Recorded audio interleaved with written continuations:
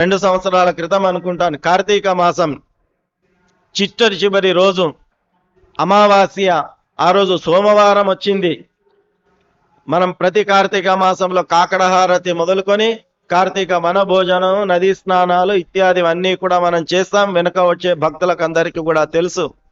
ఆ కార్తీక మాసంలో ఆ హాలు, అమ్మవారు ఉన్నటువంటి ఉత్సవమూర్తి ఉన్నటువంటి హాలు మొత్తము కూడా నిండిపోయింది, క్రిక్కిరిసిపోయింది. అమ్మవారికి హారతి ఇస్తుంటే ఒక అద్భుతమైనటువంటి చరిత్ర సాక్ష్యంగా నిలిచిపోయింది.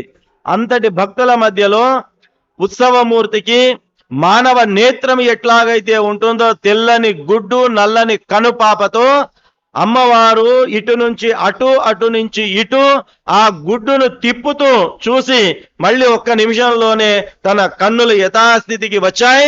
ఆ మొత్తం ఉన్నటువంటి దాంట్లో 3 మహిళా భక్తులు తమ కళ్ళతో ఆ సన్నివేశాన్ని చూసినటువంటి మహిళా భక్తులు కూడా ఉన్నారు, ఇక్కడనే ఉన్నారు.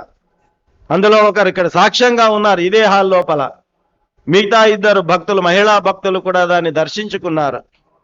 అంటే ఒక ఉత్సవమూర్తిలో ఉన్నటువంటి అమ్మవారి కళ్ళు అటు ఇటు తిరగడం అంటే ఇది మామూలైనటువంటి విషయమా?